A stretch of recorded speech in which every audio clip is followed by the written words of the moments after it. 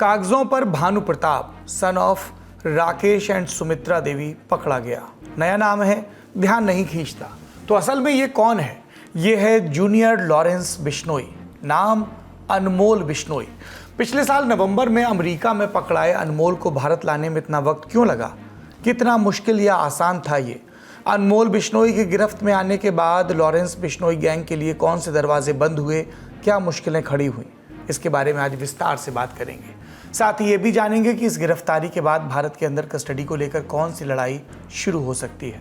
इससे इतर बिहार में नतीजे आए, परिवारवाद की बातों की जगह परिवार विवाद ने ली, सबका ध्यान गया। फिर सवाल आया, सरकार कैसे बनेगी? किसी धारावाहिक सा दृश्य बनेगा या धारा प्रवाह काम चलेगा? तथ्य सामने हैं, उनकी बात करेंगे। जानेंगे किसे कौन सी जिम्मेदारी मिलने वाली है। फिर महाराष्ट्र का रुख करेंगे, जहां डिप्टी चीफ मिनिस्टर के बेटे पार्थ पवार पर सवाल खड़े हुए और ये भी कि क्या उनको दबाव में बरी किया जा रहा है। 1800 करोड़ की जमीन 300 करोड़ रुपए में बिकी, कौन फंसता और बचता दिख रहा है, इसका जिक्र करेंगे। और आखिरी में एक निराशाजनक खबर के बारे में, पर जरूरी खबर के बारे में बताएंगे।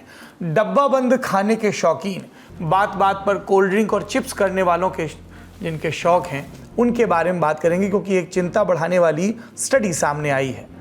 चिंता की बात करेंगे तो फिर दिल्ली एनसीआर के एयर पॉल्यूशन का भी जिक्र होगा।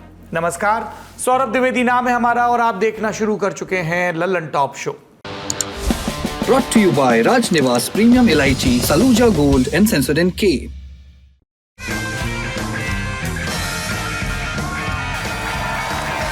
राज निवास प्रीमियम इलायची, सोच जो करे राज।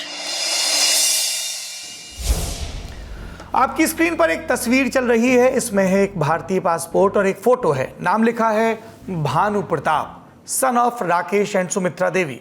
पासपोर्ट के मुताबिक हरियाणा के फरीदाबाद का रहने वाला है Bhanu Pratap. Cut to new photo. एक और तस्वीर स्क्रीन पर आप देख रहे हैं। एनआईए की जैकेट पहने दो अधिकारी खड़े हैं, उनकी गिरफ्त में एक शख्स है और ये वही है जिसकी तस्वीर हमने आपको उस पासपोर्ट में दिखाई, पर इसका नाम भानु प्रताप नहीं है, इसका नाम है अनमोल बिश्नोई, गैंगस्टर लॉरेंस बिश्नोई का छोटा भाई, जिसके ऊपर भारत में कम से कम 31 केस दर्ज हैं, यानी अपराध की भरी पूरी कुंडली। 3 बड़े केस, महाराष्ट्र के पूर्व मंत्री बाबा सिद्दीकी की हत्या, एक्टर सलमान खान के घर के बाहर फायरिंग और मशहूर पंजाबी सिंगर और कांग्रेसी नेता सिद्धू मूसेवाला की हत्या का मामला। अनमोल बिश्नोई को पिछले साल नवंबर में अमेरिका में पकड़ा गया था। सिद्धू मूसेवाला की हत्या के कुछ हफ्तों पहले ही वो पूरी प्लानिंग के साथ भारत से फरार हो गया था। इस पूरी कहानी पर आएंगे, पर पहले ताज़ा अपडेट जानते हैं। आज 19 नवंबर को दिल्ली के इंदिरा गांधी इंटरनेशनल एयरपोर्ट पर लैंडिंग के बाद अनमोल को पटियाला हाउस कोर्ट लाया गया। तस्वीरों में आप देख रहे हैं, एयरपोर्ट से लेकर अदालत तक रास्ते में कड़ी सुरक्षा का इंतजाम। कोर्ट के बाहर मीडिया कर्मियों और पुलिस वालों की भीड़ रही। 11 दिन की डिमांड मिली है। 29 नवंबर को उनको दोपहर 2 बजे वापस पेश। ने ये दलील दी है कि ये बीकेआई गैंगस्टर सिंडिकेट का बहुत इंपॉर्टेंट मेंबर है, उसको रन करने में इसका काफी इंपॉर्टेंट रोल रहा है। ये फाइनेंसेस लोगों को बाहर भगाने में, लोगों के फॉल्स आइडेंटिटीज लेने में इनका क्या रोल रहा है, सोशल मीडिया के कौन कौन से हैंडल ये लोग चला रहे हैं, उसका हमें इन्वेस्टिगेशन करना है और बहुत सारी बातें पता है। खालिस्तानी कनेक्शन को लेकर भी हम इनकी जांच कर रहे हैं। अब आते हैं पूरी कहानी पर। आप सबको पता है, लॉरेंस बिश्नोई गैंग का जाल पूरी दुनिया में फैला है और उसके जेल जाने के बाद से उसका भाई विदेशी धरती से अहम किरदार अदा कर रहा है। इतना कि उसका नाम जूनियर लॉरेंस रख दिया गया। लॉरेंस गैंग का फॉरेन सीईओ मान लीजिए उसको, विदेश में बसा सीईओ। और 27 साल का ये फॉरेनर सीईओ 2022 का अंत आते आते एनआईए की नज़रों में चढ़ चुका था, जब एजेंसी सिद्धू मूसेवाला की हत्या और खालिस्तानी गुटों से जुड़े कुछ मामलों की जांच कर रही थी। रडार में थे लॉरेंस बिश्नोई गैंग के गोल्डी बराड़ और रोहित गोदारा। एजेंसी को पता चला कि दोनों अनमोल से एक्टिवली ऑर्डर ले रहे हैं। इसके बाद इंटरपोल से संपर्क किया गया। अनमोल के खिलाफ रेड कॉर्नर नोटिस जारी हुआ। एनआईए ने मार्च 2023 में चार्जशीट दाखिल की और एक डॉजियर भी सामने आया, जिसके जरिए अनमोल की क्राइम कुंडली भी पब्लिक की गई। क्या पता चला? कानून के साथ अनमोल की दुश्मनी साल 2015 में शुरू हुई। लॉरेंस ने अनमोल को जोधपुर भेजा, जहां उसके खिलाफ मारपीट और अवैध हथियारों के 3 मामले भी दर्ज हुए। इसके बाद अनमोल बिश्नोई गैंग के वसूली यूनिट का अहम सदस्य बन गया। राजस्थान, पंजाब, हरियाणा और दिल्ली के व्यवसायियों को धमकी भेजने लगा। लॉरेंस के जेल में बंद होने की वजह से अनमोल को डिफैक्टो लीडर माना जाने लगा। इसी मोड़ से गोल्डी बराड़ और लॉरेंस बिश्नोई से उसकी घनिष्ठता बढ़ गई। लॉरेंस ने जेल में बैठे बैठे ही अपने भाई को बहुत कुछ सिखाया। मदद के लिए हर कोई मौजूद भी था। अनमोल धीमे धीमे अपने फुटप्रिंट बढ़ाता चला गया। पुर्तगाल, इटली, अमेरिका, बुल्गारिया, तुर्की, कनाडा और यूएई समेत कई देशों में उसके गैंग का कामकाज उसके अंडर में आ गया। हाइडआउट से लेकर अवैध हथियारों, ड्रग्स की तस्करी और नए शूटर्स को ट्रेन करना, सब कुछ अनमोल की निगरानी में होने लगा। अभी भी उसके कम से कम 12 बड़े साथी फरार चल रहे हैं, 18 बड़े साथी। कहानी आगे बढ़ी और साल आया 2022। लॉरेंस गैंग और सिद्धू मूसेवाला के बीच दुश्मनी एकदम पीक पर थी। लॉरेंस साबरमती जेल में बंद था तो उसने सिद्धू के मर्डर का जिम्मा अनमोल को सौंपा। गोल्डी बरार से पूरी मदद लेने को भी कहा। अनमोल को पता था कि जैसे ही सिद्धू मूसेवाला का मर्डर होगा, पुलिस उसके पीछे आएगी, क्योंकि तब तक वो पर्याप्त हिस्ट्री शीटर बन चुका था। इसलिए उसने भागने का प्लान बनाया और सिद्धू के मर्डर से कुछ दिन पहले ही भारत से फरार हो गया। मर्डर हुआ सिद्धू का 29 मई 2022 को और अनमोल 15 मई को भारत से निकल चुका था और तब ही उसने वो भानु वाला फेक पासपोर्ट बनवाया। इसके बारे में बता रहे हैं शम्स ताहिर खान। अनमोल बिश्नोई बड़ी खामोशी से 15 दिन पहले इंडिया छोड़ देता है। वो दिल्ली से निकलता है, उससे पहले एक फेक पासपोर्ट वो बनवा चुका था और यहाँ से नेपाल जाता है। बड़ा सेफ पैसेज है नेपाल का। नेपाल से निकलकर वो गल्फ़, फिर वहाँ से आज़रबाईजान और उसके बाद कई और देश होते हुए आखिरकार वो अमेरिका पहुँचता है। अमेरिका पहुँचा था वो 2024 में, नवंबर का दूसरा हफ्ता था और कैलिफोर्निया के लॉस एंजलिस सिटी में वो एयरपोर्ट पर बाहर निकलने की कोशिश कर रहा है।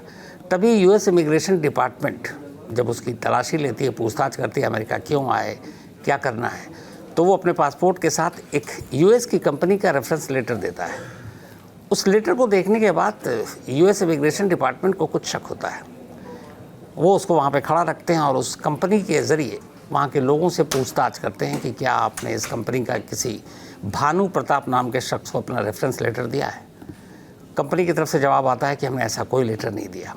इसी के बाद फिर शक के बिना पर उस भानु प्रताप नाम के शख्स को यूएस इमिग्रेशन डिपार्टमेंट रोकती है, पूछताछ करती है और थोड़ी देर के बाद ये साफ़ हो जाता है कि असल में ये भानु प्रताप नहीं बल्कि इंडिया के मोस्ट वांटेड डॉन में से एक अनमोल बिश्नोई है, जो गैंगस्टर लॉरेंस बिश्नोई का छोटा भाई है और जिसको इंडिया ने टेररिस्ट भी डिक्लेयर कर रखा है। इसी के बाद फिर उसको डिटेन कर लिया जाता है, फिर हमारी एजेंसियों को खबर दी जाती है।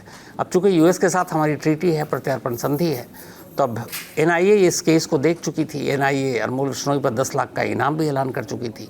तो एनआईए कोशिश करती, उधर मुंबई पुलिस बाबा सिद्दीकी मर्डर केस में उसको भी ज़रूरत थी अनमोल बिश्नोई की। सलमान खान के घर गैलेक्सी पर जो शूट आउट हुआ उसमें भी ज़रूरत थी और भी स्टेट को थी। और इसके बाद ये सारी एजेंसियाँ लगती हैं, लेकिन साल गुजर जाता है और अब जाकर अनमोल बिश्नोई इंडिया आता है। इधर 2023 के आखिर में जब उस समय की जस्टिन ट्रूडो सरकार ने सख्तियां बढ़ाई तो अनमोल को कनाडा में रहना सुरक्षित लगने लगा। भानु वाले फेक पासपोर्ट के जरिए वो अमेरिका आ गया, कैलिफोर्निया में रहने लगा और वहीं से आपराधिक गतिविधियों को अंजाम देने लगा। 2024 के अप्रैल महीने में उसने सलमान खान के गैलेक्सी अपार्टमेंट के बाहर फायरिंग करवाई और अक्टूबर में बाबा सिद्दीकी की हत्या। पूर्व विधायक बाबा सिद्दीकी के बेटे जीशान सिद्दीकी ने लगातार ये केस परस्यू किया। अमेरिकी सुरक्षा एजेंसियों को बार बार मेल भेजे और कल यानी 18 नवंबर को उनके पास अमेरिकी गृह विभाग का मेल आया जिसमें लिखा था कि अनमोल को भारत भेजा जा रहा है। मैंने और मेरे परिवार ने हमने विक्टिम नोटिफिकेशन की तरह हमने यूएस के, यूनाइटेड स्टेट्स ऑफ अमेरिका के सारे डिपार्टमेंट्स में हमने कांटेक्ट किया और victim as a victim family हमने उधर रजिस्टर किया है। तो अनमोल बिश्नोई के रिगार्डिंग जो अपडेट्स है वो हमें मेल पे मिलते हैं। तो आज हमें ईमेल पे उन्होंने भेजा है कि अनमोल बिश्नोई को फेडरल गवर्नमेंट ने यूनाइटेड स्टेट्स ऑफ अमेरिका के बाहर डाल दिया। इसलिए हमको पता था कि वो आयोवा के जेल में था। DHS, department of homeland security ने उसे उधर डिटेन किया था और आज हमें मेल मिला है कि अनमोल बिश्नोई को अमेरिका के बाहर दिया गया है। अनमोल के पकड़े जाने की कहानी भी दिलचस्प है। वो कनाडा छोड़कर अमेरिका आ तो गया था, लेकिन गैंग की गतिविधियों के चलते उसे रेगुलर बेसिस पे कनाडा और अमेरिका के बीच आना जाना पड़ रहा था। इसी दौरान एक अमेरिकी इमिग्रेशन एंड कस्टम एनफोर्समेंट यानी ICE डिपार्टमेंट के अधिकारी की नज़र उसके पासपोर्ट पर पड़ी। दरअसल अमेरिका और कनाडा के बीच आने जाने के लिए वो कुछ ट्रैवल डॉक्यूमेंट्स का इस्तेमाल कर रहा था। इसमें से एक डॉक्यूमेंट एक कंपनी का जॉब रेफरेंस लेटर था। कई बार की आवाजाही में ICE को शक हुआ, पासपोर्ट और वीज़ा चेक किया, चोरी पकड़ में आई। फिर इंटरपोल के रेड कॉर्नर नोटिस में चस्पा तस्वीर से अनमोल की तस्वीर मैच हो गई और उसे धर लिया गया। अमेरिका में FBI और भारत में CBI NIA को इत्तला की गई और इसके बाद के 1 साल में भारतीय एजेंसियों ने पूरा कागज़ तैयार किया। अनमोल की तरफ से भी जतन हुए कि उसे भारत ना भेजा जाए, लेकिन डॉजियर के सामने उसकी दलीलें नहीं टिकी। अब बात की अनमोल का ये डिपोर्टेशन कितना अहम है। जैसा आपने बताया, उसके ऊपर भारत के अलग अलग राज्यों में अलग अलग किस्म के केस दर्ज हैं। ऐसे में एक लड़ाई तमाम पुलिस और एजेंसियों के बीच हो सकती है कि अनमोल को कस्टडी में कौन लेगा। दूसरी तरफ अनमोल क्योंकि लॉरेंस गैंग का डिफेक्टो लीडर बन गया था, इसलिए उसकी गिरफ्त में आने के बाद गैंग को भी झटका लगना तय माना जा रहा है। इसके बारे में और जानकारी दे रहे हैं साथी पत्रकार। ये अभी बता पाना बहुत मुश्किल है कि एनआईए की कस्टडी समाप्त होने के बाद किस राज्य की पुलिस अनमोल बिश्नोई की कस्टडी लेगी। एक तरीके का कंपटीशन भी रहेगा अलग अलग राज्यों की पुलिस में कि कौन अनमोल बिश्नोई की कस्टडी पहले लेता है। ये जरूर अहम है, ये एक बड़ी कामयाबी है कि अनमोल बिश्नोई जो देश के बाहर से ऑपरेट कर रहा था उससे डिपोर्टेशन कर भारत लाया गया है। भारत की सारी एजेंसियां बहुत प्रयास कर रही थी, जिसमें सीबीआई थी, एनआईए थी, मुंबई पुलिस ने भी डिटेल्स साझा किए थे, राजस्थान पुलिस ने, पंजाब पुलिस ने डिटेल्स साझा किए थे, रेड कॉर्नर नोटिस इश्यू किया गया था इंटरपोल द्वारा।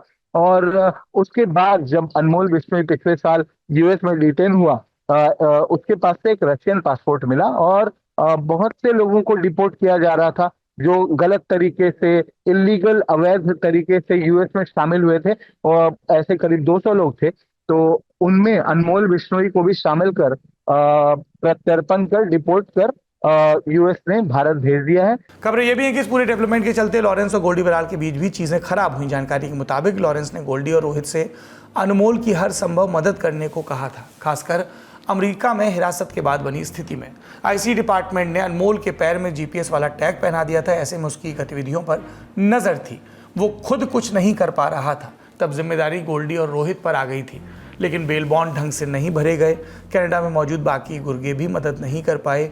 अनमोल पर निगरानी की वजह से लॉरेंस बिश्नोई की विरोधी गैंग का प्रभाव भी बढ़ गया, और इसके लिए थैंक यू तो कनाडा की नई मार्क कार्नी सरकार को भी कहना चाहिए।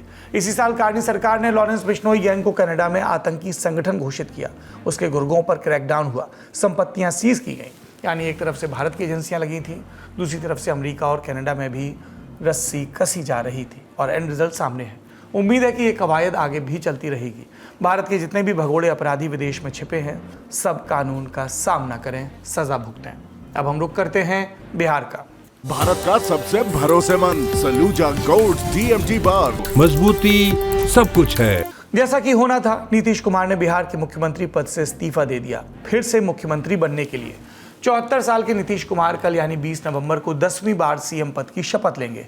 गवर्नर आरिफ मोहम्मद खान से मिलकर दावा भी उन्होंने पेश किया। आज शपथ ग्रहण पटना के ऐतिहासिक गांधी मैदान में होगा। प्रधानमंत्री नरेंद्र मोदी, बीजेपी के राष्ट्रीय अध्यक्ष जेपी नड्डा समेत बीजेपी शासित राज्यों के और एनडीए के सहयोगी दलों के मुख्यमंत्रियों के शामिल होने की उम्मीद है। इससे पहले नीतीश को एनडीए के विधायक दल का नेता चुना गया, वहीं सम्राट चौधरी बीजेपी विधायक दल के नेता चुने गए। सम्राट चौधरी और विजय सिन्हा एक बार फिर से डिप्टी सीएम का पद संभालेंगे, ऐसी खबरें हैं, और ये भी कि दोनों मुख्यमंत्री नीतीश कुमार के साथ शपथ लेंगे। हकलवत है, लेकिन एनडीए लीडर चुन लिया गया है। माननीय मुख्यमंत्री नीतीश कुमार जी को एनडीए घटक दल के तमाम 5 दल के नेता ने एनडीए नेता के रूप में उनको चुनाव किया है। जो भी चुनौती है, उस चुनौती का मुकाबला एनडीए की सरकार नीतीश कुमार जी के नेतृत्व में करती रही है, आगे भी उस चुनौती का मुकाबला करेगी और बिहार को तेज रफ्तार से आगे बढ़ाने का काम नीतीश कुमार जी और मोदी जी के संयुक्त नेतृत्व में होगा। मुख्यमंत्री नीतीश कुमार जी को एनडीए विधायक दल का नेता चुना गया है। जिस तरीके से प्रचंड बहुमत के साथ बिहार की जनता ने एनडीए के प्रत्याशियों पर, मेरे प्रधानमंत्री आदरणीय नरेंद्र मोदी जी की सोच पर, मुख्यमंत्री नीतीश कुमार जी के अनुभव पर, बिहार फर्स्ट बिहारी फर्स्ट पर विश्वास करते हुए जो प्रचंड जीत, एक ऐतिहासिक जीत देने का काम किया है, ऐसे में अब बड़ी जिम्मेदारी हम सब के ऊपर है। सीएम और डिप्टी सीएम का नाम तो फाइनल हो गया, कयासबाजी कैबिनेट को लेकर है। किसके पास गृह होगा, कौन संभालेगा वित्त? रिपोर्ट के मुताबिक बीजेपी और जेडीयू के कोटे से 15-15 मंत्री बन सकते हैं। खबरों में कुछ नाम चल रहे हैं। बीजेपी कोटे से नितिन नवीन, कृष्ण कुमार मंटू जैसे पुराने चेहरों को मौका मिल सकता है। नए नाम में रामकृपाल यादव जैसे कद्दावर नेता हैं, तो रमा निषाद जैसी नई नेता भी। उधर जेडीयू से पुराने चावलों में गिने जाने वाले विजेंद्र यादव, श्रवण कुमार और विजय चौधरी को मंत्री पद मिल सकता है। स्पीकर का पद बीजेपी के हिस्से जाना तय है। प्रेम कुमार गया से विधायक और सबसे वरिष्ठ। अभी लेके आए सेंसोडेंट के टूथ का करंट गॉन तो लाइफ का करंट ऑन। अब सुर्खियों की बारी। पहली सुर्खी महाराष्ट्र से, जहां एक सरकारी रिपोर्ट से हंगामा मचा है। ये रिपोर्ट एक सरकारी लैंड डील में गड़बड़ी से जुड़ी है। इसके लिए 3 लोगों को जिम्मेदार ठहराया गया, लेकिन विवादों के केंद्र में महाराष्ट्र के डिप्टी सीएम अजित पवार के बेटे पार्थ, क्योंकि पार्थ का नाम रिपोर्ट में नहीं है। वो अमाडिया एंटरप्राइजेज एलएलपी में पार्टनर है। आरोप है कि इस कंपनी को पुणे के मुंडावा इलाके की 40 एकड़ जमीन गैर कानूनी तरीके से बेची गई। ये बात भी छिपाई गई कि जमीन सरकारी है। रिपोर्ट के मुताबिक बेचते वक्त जमीन का बाजार भाव 1800 करोड़ रुपए था, लेकिन उसे 300 करोड़ रुपए में अमाडिया एंटरप्राइजेज को बेचा गया। आरोप है कि स्टैंप ड्यूटी में 21 करोड़ रुपए की छूट भी धोखाधड़ी से ली गई। मामला अगस्त में सामने आया। 2 एफआईआर दर्ज हुई। महाराष्ट्र के मुख्यमंत्री देवेंद्र फडणवीस ने लैंड डील कैंसिल कर दी। 7 नवंबर को जांच के लिए कमेटी बनी। मुख्य कमेटी की अध्यक्षता जनरल ऑफ रजिस्ट्रेशन के ज्वाइंट इंस्पेक्टर राजेंद्र मुठे कर रहे हैं। उनकी रिपोर्ट के मुताबिक पुणे के व्यापारी शीतल तेजवानी, पार्थ के चचेरे भाई दिग्विजय पाटिल और निलंबित सब रजिस्ट्रार रविंद्र तारू को जिम्मेदार बताया गया और उप मुख्यमंत्री के बेटे को बख्श दिया गया। कमेटी का तर्क, पार्थ का नाम लेन देन के किसी भी दस्तावेज में नहीं है, इसलिए उनके नाम को इसमें शामिल नहीं किया गया। राजस्व विभाग की कमेटी की इस रिपोर्ट और सेटलमेंट कमिश्नर की रिपोर्ट का भी आना बाकी है। दूसरी सुर्खी जो हमसे और आपसे सीधे जुड़ी है, द लैंसेट नामी जर्नल है। इसमें एक स्टडी छपी है अल्ट्रा प्रोसेस्ड फूड यानी डब्बा बंद खाने पर। स्वाद के लिए इसमें आर्टिफिशियल कलर और फ्लेवर डाला जाता है, जल्द खराब ना हो इसके लिए भर भर कर प्रिजर्वेटिव भी डाले जाते हैं। स्टडी से पता चला है कि अल्ट्रा प्रोसेस्ड फूड खाने से 12 बीमारियों का खतरा बढ़ जाता है।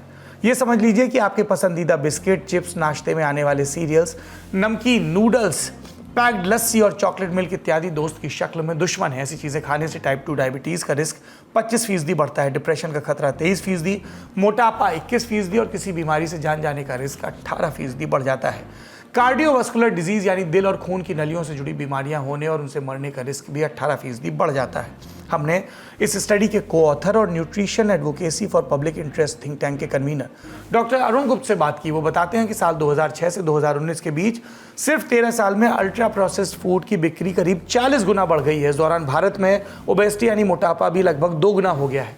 आज हाल ये है कि हर 4 में से एक व्यक्ति ओबीज है, हर 10 में से एक व्यक्ति को डायबिटीज़ है, हर 7 में से एक व्यक्ति प्री डायबिटिक है यानी डायबिटीज़ होने की दहलीज पर खड़ा है और हर 3 में से एक व्यक्ति की तोंद निकली हुई है। तो किया क्या जाए? डॉक्टर अरुण बताते हैं कि पॉलिसी में बदलाव की ज़रूरत है। सरकार कड़े रेगुलेशन लाए, अल्ट्रा प्रोसेस्ड फूड का प्रचार बंद हो, हर अल्ट्रा प्रोसेस्ड फूड पर साफ लिखा हो कि इसे बहुत ज़्यादा प्रोसेस किया गया है। इस बारे में ज़्यादा जानकारी के लिए आप हमारा डेली का हेल्थ बुलेटिन सेहत जरूर देखिए 20 नवंबर को 1 बजे। बात स्वास्थ्य से जुड़ी चिंताओं की हो रही तो एक नज़र दिल्ली की हवा पर भी डाल लेते हैं। स्क्रीन पर चल रहे ग्राफिक्स में आप देख सकते हैं 19 नवंबर को दिल्ली समेत पूरे उत्तर भारत में हवा की क्वालिटी बहुत खराब हो गई। लोगों ने तस्वीरें डाली। 422 AQI के साथ गाजियाबाद सबसे प्रदूषित शहर रहा। इसके बाद ग्रेटर नोएडा और दिल्ली हैं, यानी दिल्ली NCR की हवा में रहना दूभर है, जबकि दक्षिण भारत में हवा की क्वालिटी बेहतर है। बेंगलुरु का AQI 72 और चेन्नई का 99 रहा। ये तस्वीरें कब सुधरेंगी? तब जब आप और हम अपने हुक्मरानों से सवाल पूछेंगे। केंद्र में नरेंद्र मोदी की सरकार है, उत्तर प्रदेश में योगी आदित्यनाथ, दिल्ली में रेखा गुप्ता, राजस्थान में भजन लाल शर्मा, हरियाणा में नायाब सैनी, पंजाब में मान सरकार है और मध्य प्रदेश में मोहन यादव की सरकार। आप अपनी सरकारों से नहीं पूछते, हम नहीं पूछते हैं, इसलिए उनको लगता है कि चुनावी मुद्दा नहीं है, राजनीतिक मुद्दा नहीं है, जनता का दबाव नहीं है, सिर्फ भाषणबाजियों से काम चल जाएगा। काम तब तक उनका चलता रहेगा जब तक हम और आप चलने देंगे। इसलिए ये सवाल बार बार हुक्मरानों से उनका नाम लेकर पूछा जाना बहुत ज़रूरी है कि इस जहरीली हवा की रोकथाम के लिए ये मान्यवर क्या कर रहे हैं। आज का ललन टॉप शो यहीं समाप्त होता है। अपना और अपनों का ख्याल रखिए। शुभ रात्रि। मेरा नाम विकास वर्मा है। आप अक्सर मुझे ललन टॉप की स्क्रीन पर आपने देखा ही होगा। अब वक्त हो चला है स्क्रीन के उस पार मिलने का। तो 21, 22 और 23 नवंबर 3 दिन खूब मौज आने वाली है। क्यों? क्योंकि यहाँ पर सिनेमा, साहित्य और सोशल मीडिया के महारथियों से आपको मिलने का मौका मिलेगा। साथ ही आपको हमारी पूरी टीम भी मिलेगी। तो इस 3 दिन के अड्डे में आने के लिए आपको क्या करना है? टिकट बुक कर लेना है 3 दिन का। वैसे तो 999 का है। आप ललन टॉप के दर्शक हैं तो आपके लिए LT200 कोड लगाइए, 799 का ये टिकट पड़ेगा। तो मिलते हैं ललन टॉप अड्डे में। चलिए बाय बाय।